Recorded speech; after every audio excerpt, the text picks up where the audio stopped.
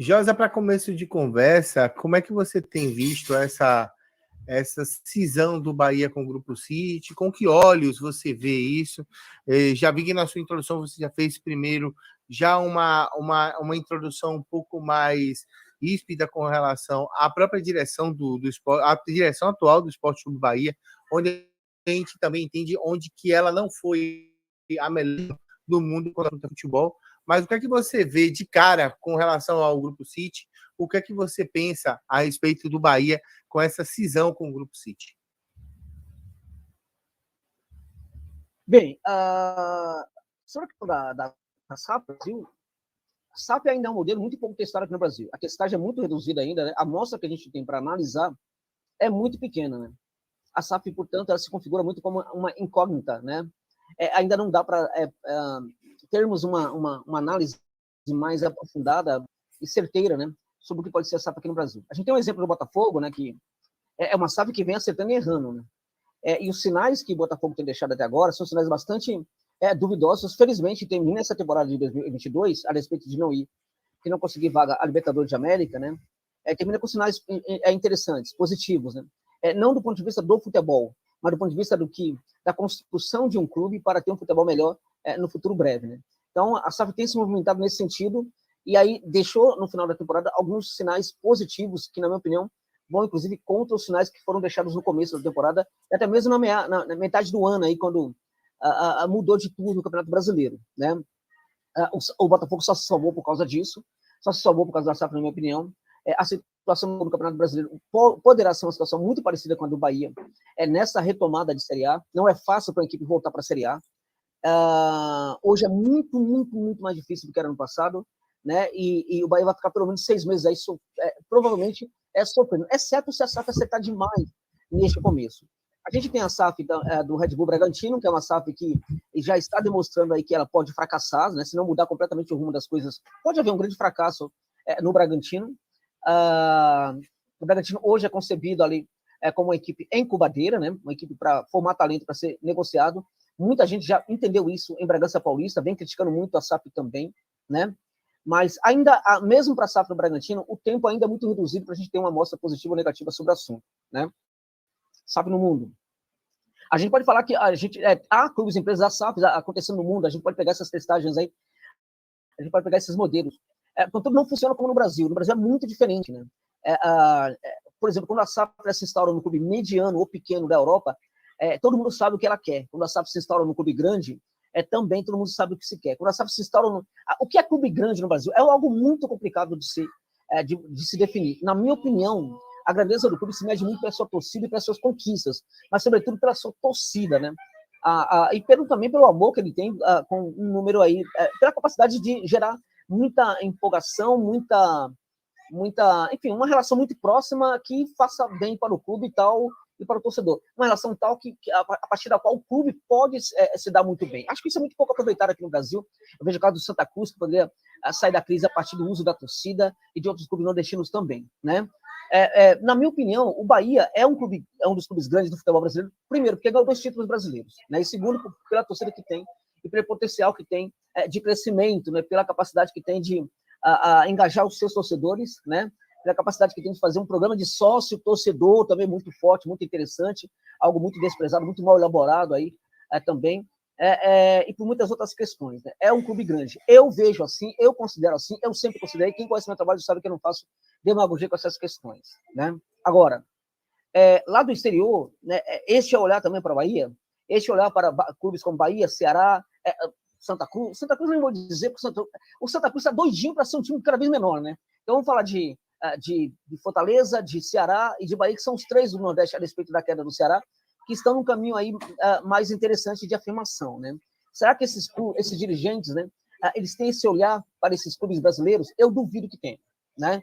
Sinceramente, eu duvido que tenha, e eu lamento, porque para ter esse olhar, tem que ter um conhecimento do futebol brasileiro muito profundo, né? Ter uma noção do que significa ser um clube grande no Nordeste, conhecimento com a torcida, por exemplo, que o Bahia tem e tudo mais, né? E eles, em geral, quando se faz esse olhar, direciona esse olhar lá de fora, esse olhar ele já é muito desviado para as regiões onde mais tem a grana, que é o Sudeste, né? Barra Sul. Então, na verdade, será que ele tem esse olhar? Porque se tem é uma coisa, se não tem é outra completamente diferente, né? Se tem esse olhar, a maneira como vai conceber essa SAF do Bahia pode ser uma, se não tem, pode ser outra completamente diferente, né?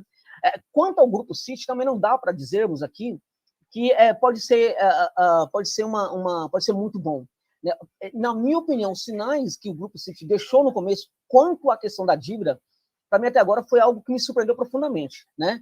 Muito positivo. A maneira como está pensando a dívida do Bahia é algo muito positivo mesmo, muito interessante. Eu nem esperava isso aí. Acho que é mais positivo do que eu pensava, né? Agora, quando a gente pensa o Grupo City ao longo do mundo, a gente percebe que teve exemplos de sucesso no Manchester, por exemplo, né? Mas fracassou até agora na Major League Soccer. A ideia era na Major League Soccer, nos Estados Unidos, de construir a maior equipe do futebol norte-americano, né? E houve um grande fracasso retumbante. É necessário reconhecer, é necessário pontuar isso daí.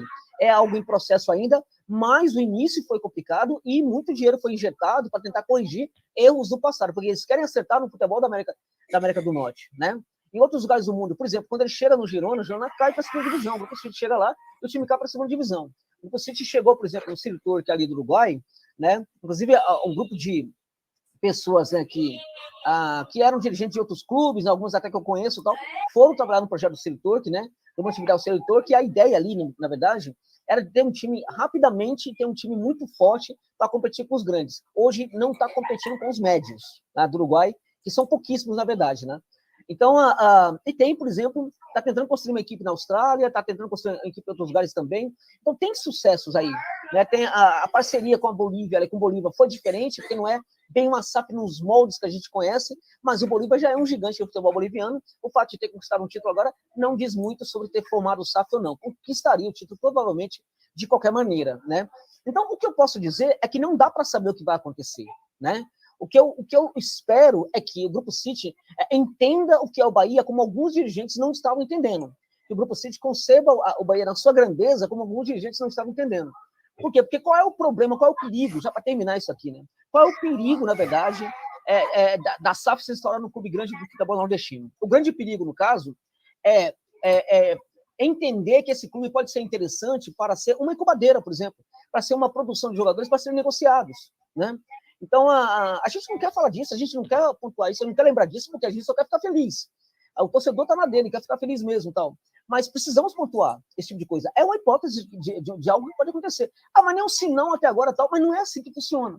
A gente tem um entendimento de que quando a SAF chega no futebol brasileiro, ela vai transformar o clube num clube gigantesco, um dos maiores do mundo e tudo mais tal. Pode ser que isso aconteça assim, pode ser que não. Na minha opinião, acho que se os dirigentes tiverem um mínimo de noção do que é o Esporte Clube Bahia, a tendência é eles ganharem muito com o Bahia e o Bahia ganha muito também com o Grupo City. Eu acho que os dois pode ser um casamento perfeito, porque é um clube espetacular, com a torcida espetacular, né, que tem potencial para brigar por títulos num certo momento aqui no futebol brasileiro.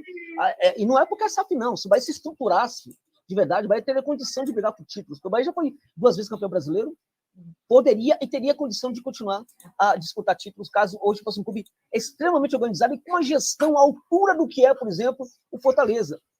Que é o Fortaleza que está mais acima aí do Bahia, aí do ponto de vista geográfico, né? Está lá no Ceará e tal. O Fortaleza tem dificuldades que o Bahia não tem. Né? O Fortaleza tem menos recursos, tem menos condição de ter recursos do que o Bahia, né? O Bahia é bicampeão brasileiro, o Fortaleza não. Né? Então, tudo ainda é muito mais fácil para o Bahia do que para o Fortaleza. E se o Fortaleza consegue ter aquela gestão, terminar em 4º lugar no Campeonato Brasileiro, que eu acho que já é uma vitória, acho que o Bahia, por exemplo, disputar, ganhando um título, ficando em primeiro, ficando em segundo, ficando em terceiro, ficando em 4º, ficando em 5º lugar no Campeonato Brasileiro, já são vitórias espetaculares, né? E aí conseguindo ir para a Libertadores, fazendo uma boa campanha também, né? Chegando em 4º lugar no Campeonato Brasileiro, como o Fortaleza conseguiu na temporada, no caso, retrasada, não essa que acabou. Eu acho que já são coisas muito importantes que podem, pelo menos aí durante um bom tempo, alegrar demais os torcedores. Então, se o Fortaleza conseguir o seu modelo associativo, né, acho que com o SAF, o Bahia também pode e deve conseguir. Mas, para tanto, os dirigentes da SAF têm que ter um entendimento do que é o Bahia, assim como os dirigentes do Bahia não estavam entendendo o que é o Esporte Clube Bahia.